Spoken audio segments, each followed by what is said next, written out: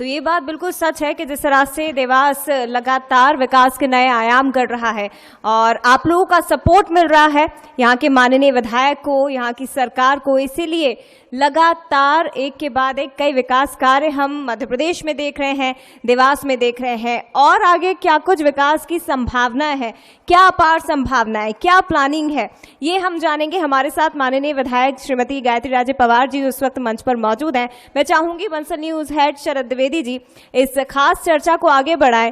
Planning क्या है माननीय विधायक के जहन में कि क्या कुछ आगे करना है, देवास को किस तरह से गति देनी है, ये हम इस खास चर्चा में जानेंगे। और मैं अपनी टीम से भी रिक्वेस्ट करूंगी, प्लीज यहाँ पे थोड़ी सी व्यवस्था आप लोग बना दीजिए ताकि जो तमाम लोग यहाँ मौजूद हैं इस खास चर्चा को सुनने के लिए आज मौजूद हैं वो यहाँ पर पहुंचे और बाकी अतिथि जो यहाँ बैठे थे, माननीय अतिथि अपना स्थान ग्रहण करें।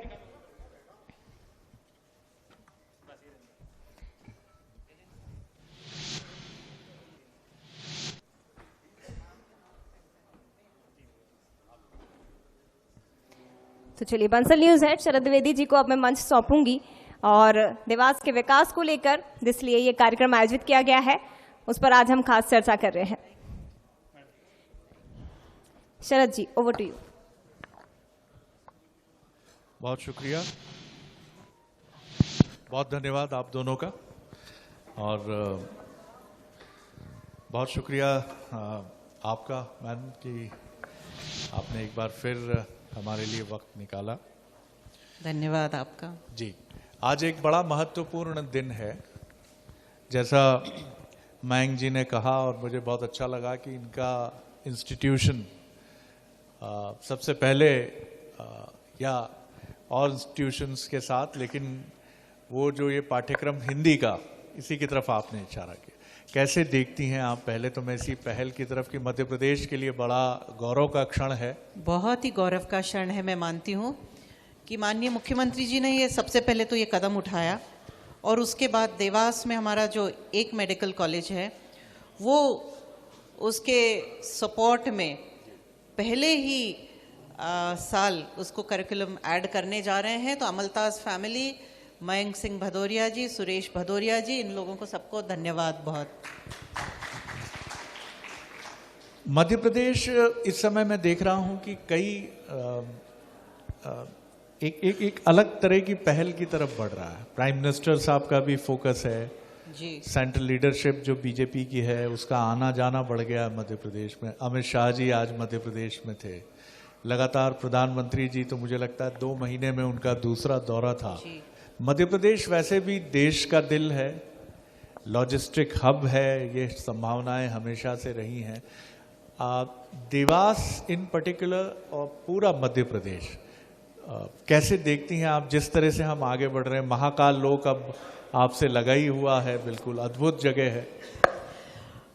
देखिए शरद जी, मैं मानती हूँ कि जब 19 साल पहले भारतीय जनता पार्टी की सरकार को मौका मिला था मध्य प्रदेश संभालने का, बहुत ही बुरी स्थिति में प्रदेश मिला था हमें। ना तो सड़कें थी, ना बिजली थी, ना पानी था, इंडस्ट्रीज भाग रही थी, खास करके देवास से इंडस्ट्रीज जा रही थी, बहुत ही विकट परिस्थिति थी।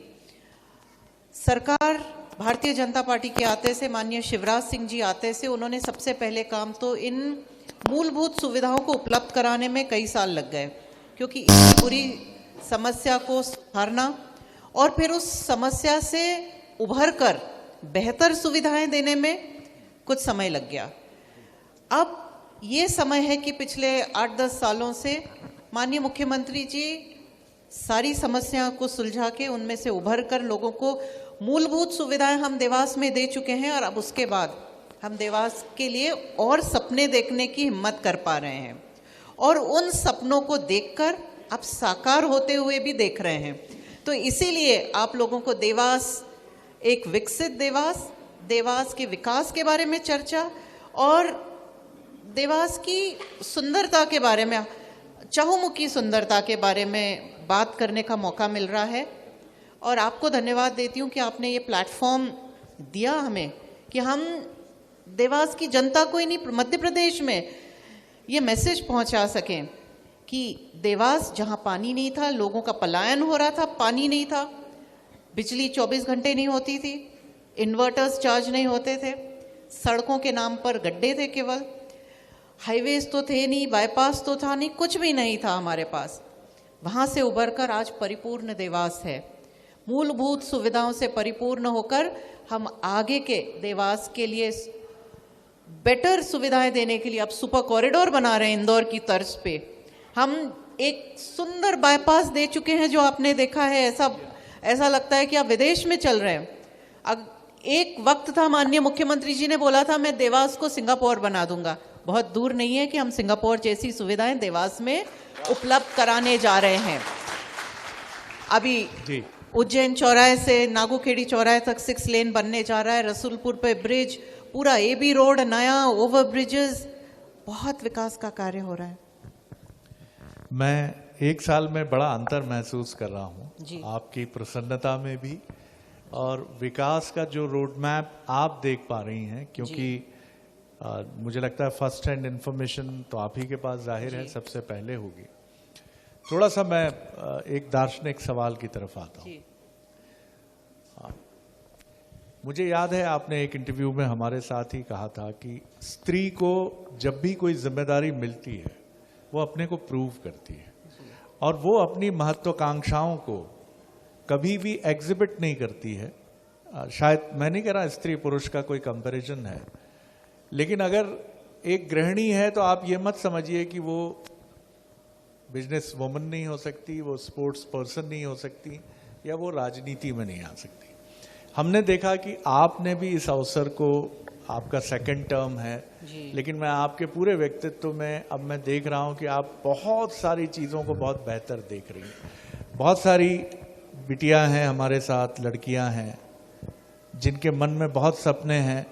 कई बार हम पुरुष सामाजिक बाध्यताओं के चलते उनको चुनौती भी देते हैं, शादी के बाद दूसरे घर जाना है, चली जाओगी, अभी पढ़ लो, अभी खेल लो, अभी ये कर लो, बाद में तो फिर ससुराल के हिसाब से चलना है। लेकिन अब चीजें बदल गई हैं, बदल रही हैं। इस पर आपकी टिप्पणी मैं जरूर चाहूँ। समय तो बदला है और उसके साथ महिलाओं को मौके मिलने की जो एक श्रृंखला है वो भी बदली है। और मैं आज मानती हूँ महिलाएं अब मौका मिलने के लिए नहीं रुकती हैं, खुद स्टेप अप होती हैं। और आज का पिता, आज का भाई, आज का पति, उनको भी मैं धन्यवाद देना चाहूँगी क्योंकि उनमें भी प्रोग्रेस हुई है। वो भी अपनी बेटियों को उतने ही मौके देते हैं जितने अपने बेटे को देते हैं, और ये मैं देख रही हूँ। तो उसके लिए भी तो हम केवल महिलाओं की तारीफ करते हुए पुरुषों को डाउन प्ले नहीं कर सकते, क्योंकि यही गलती सदियों पहले हुई थी। महिलाओं को डाउन प्ले किया गया था और उसके कारण महिलाएं इतनी दब गईं कि आज उभरने के लिए उनको टाइम लग गया। तो आज हमें वही गलती नहीं दोहरानी है पुरुषों के साथ, नहीं तो उनको उभरने में अगली सदी लग जाएगी। मुझे लगता है बहुत जबरदस्त आपको ताली बजानी चाहिए इस पर।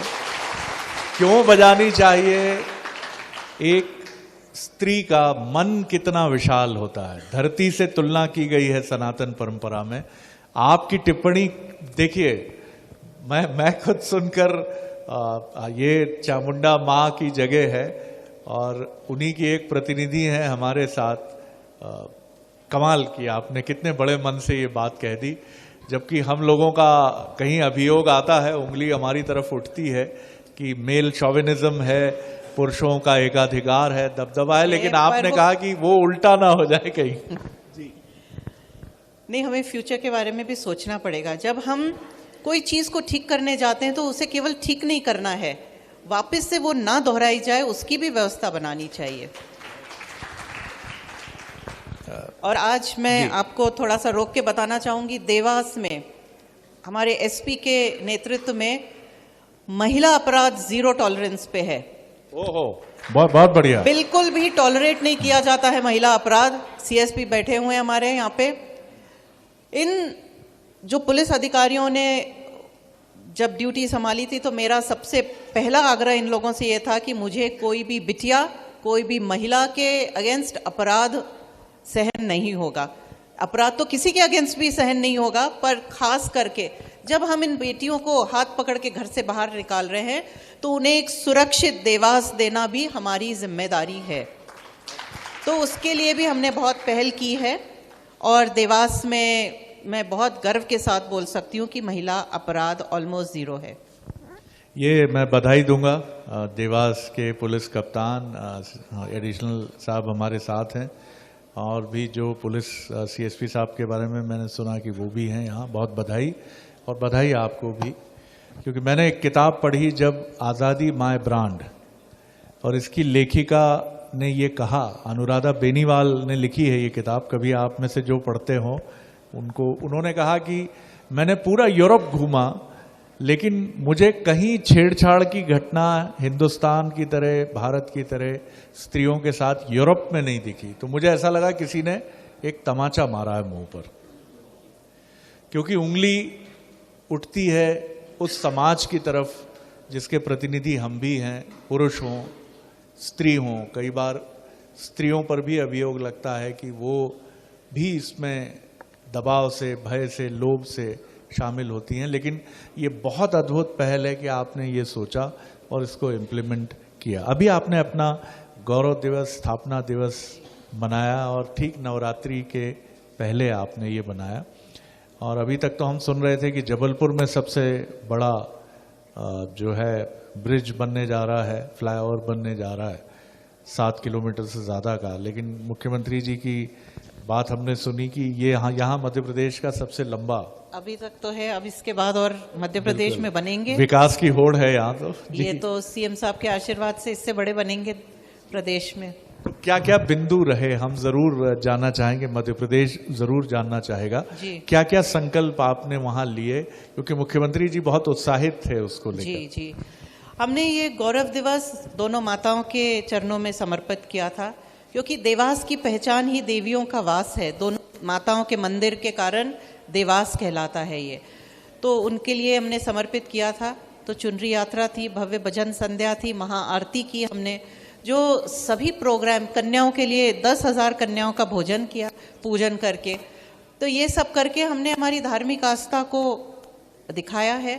देवास जिस नाम से प्रचलित है, जिसके लिए समर्पित है, उनको हमने श्रद्धा दी और बढ़ावा दिया है, क्योंकि देवास में एक रिलीजन बेस्ड, एक धार्मिक टूरिज्म जिसे हम बोलते हैं, उसको भी आगे बढ़ाने के लिए एक ये कदम था। और माननीय मुख्यमंत्री जी आए, उन्होंने हमारे विकास के कामों का बहुत तारीफ की उन्होंने। पर मैं एक बात बताना चाहती हूँ, देवास में सभी बोल रहे हैं कि विकास बहुत हुआ। सभी नगर निगमों के इलेक्शन जब हुए थे तो मुझे रिपोर्ट आई थी कि देवास उन नगर निगमों में से कि 1 नंबर का विकास हुआ था, सबसे ज़्यादा विकास देवास में हुआ। ये हम इसलिए कर पाए क्योंकि 5 साल पहले 2018 में इलेक्शन थे, हमने 2017 में एक विजन बनाया था 5 साल के लिए, आने वाले समय के लिए। तो जो जो चीज़ें मैं करना चाहती थी अगले 5 साल में, उनका हमने एक विजन बनाया था, माननीय मुख्यमंत्री जी को वो पेश किया था। माननीय मुख्यमंत्री जी आए थे देवास, उनकी अध्यक्षता में बैठक हुई थी और हमने वो विजन उनके सामने पेश किया था। और उस विजन के तहत हम पिछले 5 साल से चल रहे हैं। अगर उस विजन में सड़कें हैं, उस विजन में हॉस्पिटल हैं, उस विजन में मेडिकल एड है या एजुकेशन है, तो फिर हमें इजी हो गया कि उसे कैसे हासिल करना है, उसकी प्लानिंग करनी थी अगले चरण में। तो बहुत ही सिस्टमैटिक तरीके से हमने उसको प्लान करके और एग्जीक्यूट किया, क्योंकि रैंडमली चलते जाएं कि आज माननीय मुख्यमंत्री जी ने 6 करोड़ दे दिए तो कहाँ लगाएं, 2 सड़क में लगा दें, 2 इधर लगा दें, 2 इधर लगाएं, तो नहीं होता है। आपके पास अगर विजन होता है, उस विजन को साकार करने में, जैसे आपके पास अगर एक चित्र है तो उसमें रंग भरना आसान हो जाता है। बहुत महत्वपूर्ण बात है। मैं फिर गुजारिश करूंगा आप सभी से कि इस कन्वर्सेशन पर अपने कान महत्वपूर्ण रखिए। जिंदगी में जिसको कहते हैं सुबह होती है, शाम होती है, उम्र यूं ही तमाम होती है, लेकिन ये आपके अपने देवास की बात है। आपके मन में कोई विचार हो, कोई सुझाव हो, और मैं सच बता रहा हूं आपको, ये जो जनप्रतिनिधि मेरे सामने हैं, ये 1 साल में ही बहुत बदल गई हैं। बदल इसलिए गई हैं कि इन्होंने विकास की उस सुगंध को बहुत करीब से अनुभव कर लिया है। और इन जनप्रतिनिधि का आत्मविश्वास ये भी है कि इन्हें ये भी मालूम पड़ गया है कि वो रास्ता कैसे है। 2017 में जिन्होंने 2023 तक का रोड मैप बना लिया था, तो अगला सवाल क्या होना चाहिए, क्या लगता है आपको? जी, अगला विजन क्या है? हमने गौरव दिवस के मंच पे माननीय मुख्यमंत्री को आगे आने वाले कुछ सालों का विजन हम लोगों ने उनको एक पुस्तक के रूप में भेंट किया है। तो उसमें भी आगे के डेवलपमेंट की बहुत सारी डिटेल्ड वर्किंग है। उसमें भी आपने दिया हुआ जी पूरा। जी जी। तो आपने मतलब 2023 के बाद के 5 साल जो हैं उसका भी विजन? अभी हाँ 2-3 साल का तो दिया ही है। जी जी। क्योंकि 5 साल का बनाते हैं वो 2-3 साल में खत्म हो जाता है। मुख्यमंत्री जी थोड़े फास्ट चलते हैं, हमें हर काम फास्ट तरीके से फाइल्स निपट जाती हैं, हमारे सैंक्शन हो जाते हैं काम, तो 5 साल का काम हम 3 साल में भी कर लेते हैं। वाह। तो मुख्यमंत्री जी का विशेषाधिकार है डिसीजन लेना, खासतौर से कैबिनेट के बारे में जी। लेकिन जिस तरह से आप आगे बढ़ रही हैं ये मेरा सोचना है, आपकी ना महत्वाकांक्षा है, मैं ये नहीं बोल रहा हूं, लेकिन हो सकता है कि देवास का प्रतिनिधि जिस तरह से तुकोजी, स्वर्गीय तुकोजी राव पवार साहब ने बहुत स्ट्रांगली रिप्रेजेंट किया, क्या कहते हैं आप लोग? हो सकता है देवास फिर बहुत जल्दी नजर आए, क्या कहेंगे इस पर? आज भी जिस तरह से मैं काम कर पा रही हूँ माननीय मुख्यमंत्री जी के आशीर्वाद से, उस तरह से भी मैं काम कर पाई तो मैं अपने आप को बहुत सौभाग्यशाली समझूंगी। ये कोई मंत्री बनने से कम अधिकार नहीं है हर विधायक को। आज माननीय मुख्यमंत्री जी के केवल मुझे ही नहीं, हर विधायक को उन्होंने ये अधिकार दे रखे हैं कि अगर विकास का काम हो और ज़रूरतमंदों के लिए अगर कोई काम है तो आपको तुरंत से वो सैंक्शन करके देते हैं। तो ये बहुत बड़ा आशीर्वाद है, इसका उपयोग जो चाहे जैसा कर लीजिए आप। मुख्यमंत्री जी की बात आपने की, हम लोग भी उनको देखते हैं कि इतने प्रतिस्पर्धा के दौर में, तनाव के दौर में शांत रहना, हमेशा बड़े बड़े कार्यक्रमों में कब वो एक आयोजक में बदल जाते हैं खुद को, वो ये इंतजार नहीं करते कि ये बुके कोई उठाकर लाए, उनकी बेचैन निगाहें ढूंढती रहती हैं, लाइए मुझे दीजिए, ये क्या है, वो कौन आया, वो क्यों बैठा, वो उधर से क्या हो रहा है। बड़े बड़े कार्यक्रमों में तो हमने उनको संचालन करते हुए देखा है। और मेरे देवास के एक कार्यक्रम में उन्होंने खुद उठ के बोले मैं संचालन करता हूँ। क्या क्या उनके लिए भी ताली होनी चाहिए, मुझे लगता है ये उनकी सहजता है, सरलता है, एक अलग। कैसे आप देखती हैं जब आपकी बैठकें होती हैं उनके साथ विकास की? हमने हमेशा देखा है कि आपके प्रति, देवास के प्रति उनका नजरिया बहुत उदार है। बहुत सरल, सौम्य और जनता से सबसे जुड़े हुए मुख्यमंत्री हैं।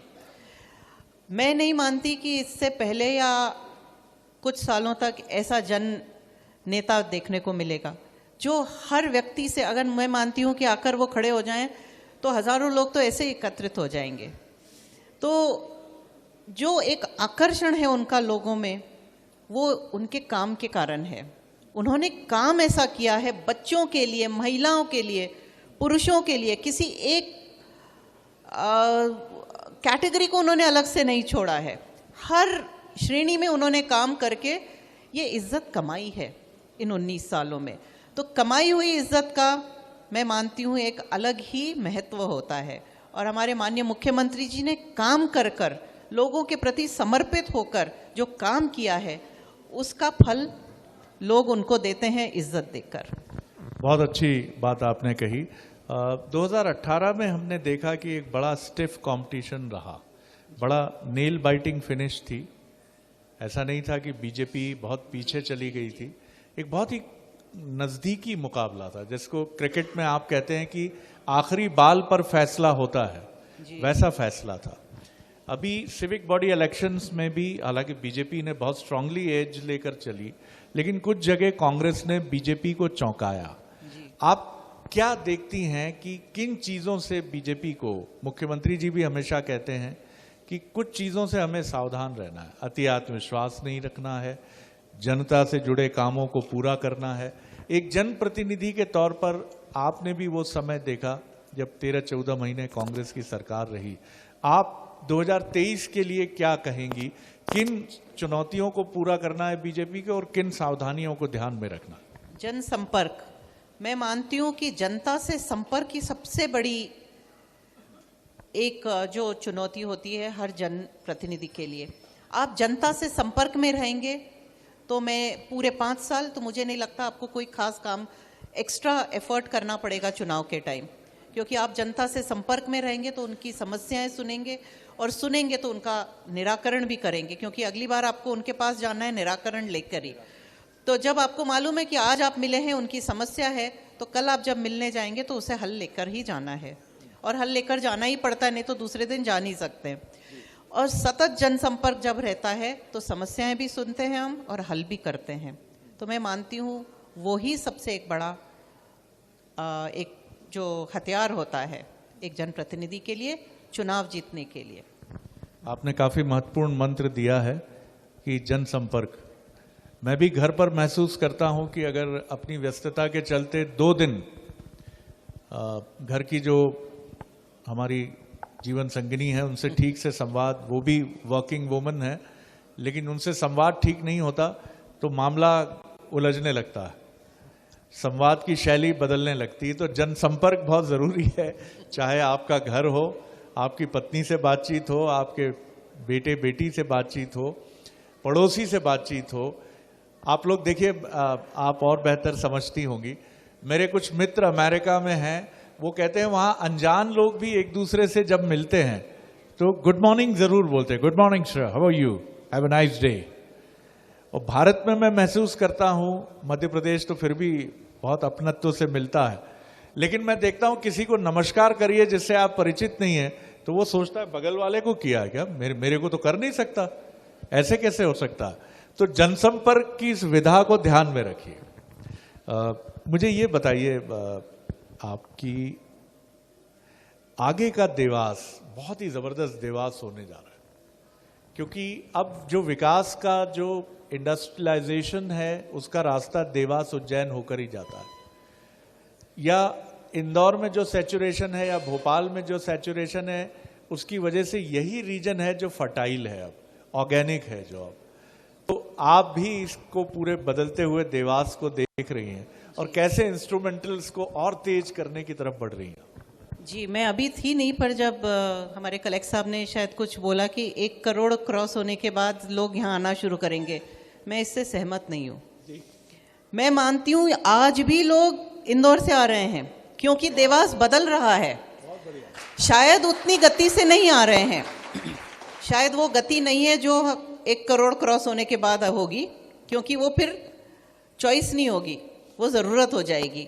आज लोग चॉइस से देवास आ रहे हैं क्योंकि यहाँ पे ज़्यादा हरियाली है, यहाँ ज़्यादा सुविधाएं हैं, और कहीं ना कहीं इंदौर, उज्जैन, भोपाल के बीच में हम सैंडविच्ड हैं, पर हमने हमारी पहचान नहीं खोई है।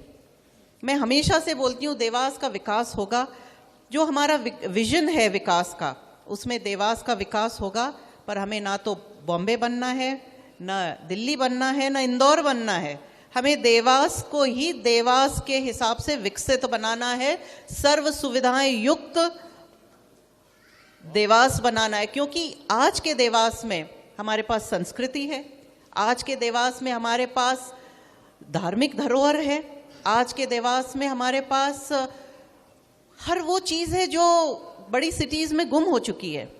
तो मैं चाहूँगी कि संस्कार हैं सबसे बड़े, तो उन सब चीज़ों को हम उन धरोहर को सहेज के रखते हुए एक विकसित देवास बना सकें, ये एक विजन का बहुत ही इम्पोर्टेंट पॉइंट है, तो उसको हमें सजो के रखना है। वाह, और इसकी धारा आपके परिवार में जाती ही है। शीलनाथ जी जो जिनकी समाधि यहाँ है और आप ही के एंसेस्टर्स, उनके अंदर ऐसी भावना थी कि उन्होंने देवास का पूरा शासन संचालन ही एक संत को सौंप दिया था। सांकेतिक इसलिए कि संत तो संत ही हैं, लेकिन ये आपके परिवार की वो परंपरा है जिसको मैं भी पढ़ता हूँ और जानता हूँ उसके बारे में। तो ये बिल्कुल ठीक बात है कि आप जैसे हैं वैसे ही पसंद किए जाते हैं। मुझे ये भी बताइए कि काफ़ी बड़ी संख्या में यंग जनरेशन हमारे साथ साथ है, यहाँ भी है, इनके लिए आप क्या देखती हैं? क्योंकि अच्छे एजुकेशनल इंस्टीट्यूट्स बहुत ज़रूरी हैं और आप बहुत ही आइडियली प्लेस्ड हैं इंदौर के, जो मध्य प्रदेश का एजुकेशनल हब है। क्या देवास भी इमरजेंस उसका भी एक बेहतरीन एजुकेशनल सेंटर के तौर पर होने जा रहा है? एजुकेशन हमेशा से विकास का एक बहुत ही अहम पहलू रहा है और रहेगा, और देवास के विकास में भी रहेगा। अभी मेरे कार्यकाल में ही 2 बहुत बड़े कॉलेजेस के भवन हमने बनाकर लोकार्पित किए हैं, एक साइंस कॉलेज और लॉ कॉलेज। माननीय मुख्यमंत्री जी ने मुझे 6.5 करोड़ एक कॉलेज के लिए दिया है। आप देखेंगे तो इस बिल्डिंग के बराबर से भव्य कॉलेजेस बनकर तैयार हैं, पर वो थोड़े से आउटस्कर्ट पे हैं, तो जाने के रास्ते अभी तैयार नहीं हुए थे। इस बजट में वो सैंक्शन हो गए हैं, उनका टेंडर हो गया है, और मैं मानती हूँ कि अगले टर्म से एजुकेशन जो अपना टर्म स्टार्ट होगा जुलाई से, तब तक हमारे ये कॉलेज रास्ते बन जाएंगे, बसेस की सुविधाएं शुरू हो जाएंगी। तो 2 नए कॉलेजेस, हमारे ऑलरेडी कॉलेजेस हैं ये, पर ये बड़े कॉलेजेस में शिफ्ट होंगे। जैसे लॉ कॉलेज है, वहाँ पर एक प्रॉपर कोर्ट रूम बना हुआ है उसमें, जहाँ बच्चे प्रैक्टिस कर सकेंगे कि कोर्ट की प्रक्रिया कैसे चलती है। तो इस तरह की सर्व सुविधाओं से उपलब्ध करके हमने वो कॉलेजेस बनाकर लोकार्पित किए हैं। इसके बाद भी और भी जो भी ज़रूरत लगेगी, सीएम राइस स्कूल देवास में आ गया है शहर में, और दूसरे स्कूल्स का उन्नयन वक्त वक्त पर हो रहा है, तो उसकी तरफ भी खासा ध्यान है हमारा, और एजुकेशन को प्राथमिकता से विकास में हम संजोकर आगे बढ़ेंगे। बिल्कुल ठीक है। एक बड़ा दिलचस्प किस्सा आपके साथ शेयर करता हूँ, छोटी सी बात है। मैं दिल्ली कॉलेज जो इस समय हेड कर रहे हैं विक्रम जी के साथ मेरा एक छोटा सा संवाद हो रहा था, तो उन्होंने कहा, शरद जी एक कोर्स ये भी है दुनिया में कि आप खाते पीते किस तरीके से हैं, खासतौर से अगर आप 50 लोगों के बीच में आमंत्रित हैं, तो एक सोसाइटी ऐसी भी है दुनिया में जो एटिकेट्स आपके देखती है। देखिए, इसको किसी और रूप में मत देखिएगा। मैं जब अपनी होने वाली जीवन संगिनी को देखने गया और बाद में जब हम बात कर रहे थे, तो उन्होंने कहा, आप जो बंगाली मिठाई आई थी उसको आप बड़े अजीब तरीके से खा रहे थे। तो मैंने कहा, ये किस तरह के एटिकेट्स यहाँ ये फॉलो कर रहे हैं। तो मुझे ये चीज़ समझ में आई कि हम सब एक दूसरे पे निगाह तो रखते हैं। जब मेरी होने वाली श्रीमती जी उस समय की, वो देख सकती हैं कि मेरा चम्मच सीधा जा रहा है कि टेढ़ा जा रहा है, तो जाहिर तौर पर सीएम राइज स्कूल आ रहा है, तो एजुकेशन टोटलिटी में अब एजुकेशन है जो आत्मविश्वास के साथ दुनिया का सामना करने का एक लेसन भी आपको बताए। 2-3 सवालों के साथ मैं कंक्लूड करूंगा, क्योंकि इसके बाद प्रेजेंटेशन पार्ट भी है और डिनर के लिए भी सब, खासतौर से जो यंग हमारे यहाँ इन्वाइटीज़ हैं, वो इंतज़ार उनको होगा ही।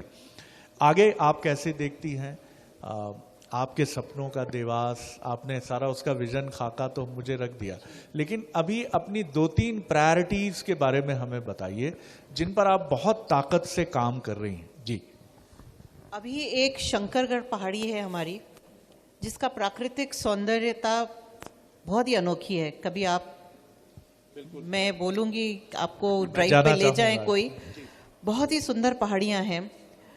उनके ऊपर हमने टूरिज्म से प्रस्तावित किया है हमने फिल्म सिटी के लिए।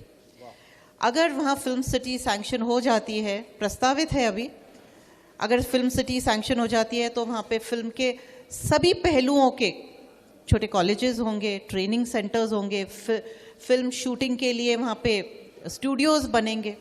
तो बहुत ही बड़े स्केल पे देवास के युवाओं को रोज़गार भी उपलब्ध होगा, क्योंकि बाहर से लोग जो पढ़ने आएंगे उनके लिए भी रहने की जगह होगी वहाँ पे।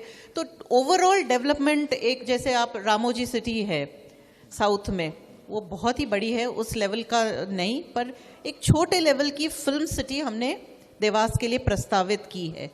अगर वो प्रस्तावित माननीय मुख्यमंत्री जी के पास है अभी, वो जैसे ही वो वहाँ से सैंक्शन होती है तो ये एक बहुत ही बड़ी उपलब्धि होगी देवास के लिए। उसके बाद एक कार्गो एयरपोर्ट देवास के लिए हमने मांगा है, और क्योंकि देवास शहर में नहीं आ सकता और मेरा ग्रामीण उज्जैन की तरफ है, वो आएगा इधर हाटपिपलिया तरफ। अगर वो आ जाता है, वो भी प्रस्तावित है, डोमेस्टिक प्लस कार्गो रहेगा वो। अगर वो हो जाता है तो आप मान के चलिए डेवलपमेंट उसके आसपास किस प्रकार का होगा, केवल आप सोच सकते हैं। निश्चित तौर पर। और ये जो आपने कार्गो एयरपोर्ट की बात की है, ये बड़ी ज़बरदस्त चीज़ है। ये तो एक दो बड़ी बड़ी उपलब्धियां हैं, बाकी छोटी तो हमने देवास में बहुत कर दी। हमने कलेक्ट्रेट नया बना दिया है, नगर निगम भवन नया बना दिया है, एसपी ऑफिस नया बन गया है, तहसील भवन नया बन गया है। मैं नहीं मानती हूँ कि कोई भी बिल्डिंग बची है सरकारी जो अब बची। बस स्टैंड जरूर था, पुराना शहर के बीच में था, तो वो भी हमने अब उठा के बाहर बनाना शुरू कर दिया है, वो भी नया हो जाएगा। रास्ते सड़कें सभी बड़ी चौड़ी हो रही हैं। तो हम देवास को सुरक्षित ही नहीं, सुंदर ही नहीं, विकसित भी करना चाहते हैं। जी, चौमुखी विकास का सपना आप है। बढ़ना चाहती हैं। कंक्लूड करूंगा इस सवाल के साथ कि प्रियंका गांधी जी ने उत्तर प्रदेश में नारा दिया, लड़की हूं लड़ सकती हूं, और 50% टिकट्स दिए। ये अलग बात है कि इसके बाद भी वो चीज़ वैसी जैसी उतरनी थी। आप किस तरह देखती हैं, आपके यहाँ पार्टी संगठन में महिलाओं के लिए बढ़िया रिजर्वेशन है, अच्छे ढंग से उनको जगह दी गई है। विधानसभा चुनाव में सभी पार्टीज के लिए ये बात उठती है कि जितना रिप्रेजेंटेशन आना चाहिए, बात सिर्फ बीजेपी की नहीं है, सभी पार्टीज में जितना रिप्रेजेंटेशन आना चाहिए नहीं। क्या आप इसके लिए क्या फार्मूला सोचती हैं, किस तरह का कोई फार्मूला हो? क्योंकि उत्तर प्रदेश का उदाहरण ये भी बताता है कि टिकट देना ही महत्वपूर्ण नहीं है, योग्य प्रत्याशियों को देना, जनता के बीच में जिनकी एक्सेप्टेंस हो उनको टिकट देना ज्यादा इंपॉर्टेंट है। मैं मानती हूँ कि महिला विधायक और होनी चाहिए, महिलाओं का प्रतिनिधित्व विधानसभा में बढ़ना चाहिए, पर वो अपने आप होगा वक्त के साथ। महिलाओं को भी इंटरेस्ट लेना पड़ेगा पॉलिटिक्स में। केवल महिलाओं को टिकट देने के लिए हम घर से खींच खींच के महिलाओं को निकाल कर टिकट दे दें तो वही हालत होगी जो आपने बताया। तो इसके लिए सबसे पहले महिलाओं का भी इंटरेस्ट उसमें जागृत होना होगा। महिलाएं जब राजनीति की फील्ड में ज़्यादा से ज़्यादा आएंगी और टिकट की काबिल बनेंगी तो ज़रूर उनको टिकट भी मिलेंगे। मैं मानती हूँ ज़बरदस्ती नहीं थोपना चाहिए। अगर काबिल है महिला तो ज़रूर मिले टिकट, और फिर वो महिला जीत कर भी दिखाए। तो मैं चाहूँगी कि ऐसी काबिल महिलाएं जो केवल घर बैठे हुए अपना इंटरेस्ट दिखाती हैं, वो बाहर निकलें, दिखाएं, काम करें इस क्षेत्र में और टिकट लें। बिल्कुल आपने ठीक कहा। और जैसा आपने भी कहा कि पुरुषों को भी इसमें बड़े मन से सामने आना ही चाहिए कि उनके घर भी प्रतिभा की पुंज, उनकी जीवन संगिनी भी हो सकती है, उनकी बेटी भी हो सकती है, उनकी बहन भी हो सकती है। मौका उनके लिए भी इक्वली उन्हें सामने आना चाहिए। ये सवाल आखिरी है और थोड़ा जटिल है। आप ही की पार्टी के एक बड़े नेता से मेरी बात हो रही थी, उनके पुत्र भी राजनीति में है। मैंने जब उनसे पूछा, मैंने कहा इनका आप फ्यूचर क्या आगे देखते हैं? उन्होंने कहा ये तो पार्टी को ही तय करना है। लेकिन मैंने उनसे कहा कि जब एक डॉक्टर का बेटा इनक्लाइन होता है मेडिकल लाइन के लिए, एक जर्नलिस्ट का बेटा कई बार इनक्लाइन होता है एक जर्नलिस्ट होने के लिए, बिजनेसमैन हैं अगर तो उनका बेटा इनक्लाइन होता है, इच्छुक होता है, तो क्या जबकि राजनीति में चुनती जनता है, फिर ये वंशवाद कांग्रेस पर आप आरोप लगाते रहिए, लेकिन आपके लिए भी ये चुनौती बन रहा है उन बच्चों के लिए, युवाओं के लिए जो 10-10 साल से राजनीति में काम कर रहे हैं। क्या इसके लिए एक मजबूत फॉर्मूला नहीं बनना चाहिए पार्टी में? स्ट्रांगली मेरिट डिमेरिट्स तय होनी चाहिए। ये एक जटिल सवाल है और बीजेपी बहुत स्ट्रांगली डील कर रही है इसको। बीजेपी के नेतृत्व, शीर्ष नेतृत्व बहुत काबिल और सक्षम है। ज़रूर इस चीज़ को एक फ्लेक्सिबल तरीके से डील करेंगे और इसका कोई ना कोई एक पूरा खाका बनना चाहिए और बनेगा भी। वक्त के साथ पार्टी प्रोग्रेस कर रही है, आगे बढ़ रही है। दुनिया की सबसे बड़ी पार्टी बनी हुई है हमारी बीजेपी। तो जब इतनी बड़ी पार्टी है तो हर मुद्दे को, हर चीज़ को वो बहुत बारीकी से देखेंगे भी और करेंगे भी। हाँ, मैं मानती हूँ कि डॉक्टर का बेटा डॉक्टर बन सकता है तो नेता का बेटा नेता क्यों नहीं बन सकता। इस चीज़ को अलग से चिन्हित करना होगा कि अगर कोई नेता का बेटा राजनीति में है तो क्या वो काबिल है। अगर काबिल है तो मैं मानती हूँ ज़रूर मौका देना चाहिए, पर अगर कोई डाउट आता है तो ये नेतृत्व तय करेगा। नेतृत्व के ऊपर हम छोड़ते हैं कि वो तय करें कि कोई नेता का बेटा काबिल है या नहीं, और होगा तो ज़रूर नेतृत्व मौका देगी। आपने बहुत बखूबी इसका उत्तर दिया है और मैं ये भी कहूँगा, आपको अप्रिशिएट भी करूँगा कि आपने सवाल से इधर उधर होने की कोशिश ना करते हुए नेतृत्व पर इसको छोड़ा है, जो बीजेपी का एक मजबूत स्टैंड है। It is up to the party कि वो तय करेगी। और आपने ये भी कहा है कि योग्यता भी इग्नोर नहीं होनी चाहिए, क्योंकि वो किसी भी प्रतिभा के साथ अन्याय है जिसके भीतर सपना है, दृष्टि है, सोच है। मैं बहुत धन्यवाद देता हूं और मैं फिर कहूंगा कि मैं आप में एक बहुत सकारात्मक परिवर्तन मैंने इस मायने में देखा है कि विकास को लेकर आपकी आकांक्षा, एस्पिरेशंस और बढ़ गई हैं, जो देवास के लिए बहुत अच्छा है। तालियों से स्वागत कीजिए इसका।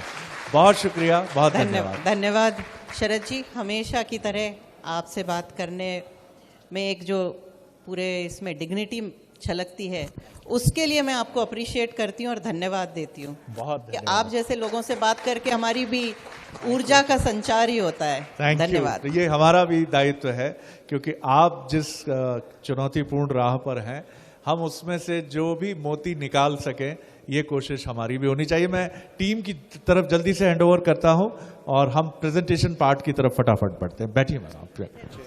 बिल्कुल, बहुत बहुत धन्यवाद शरद जी और विधायक श्रीमती गायत्री राजे पवार जी, आपका भी बहुत शुक्रिया।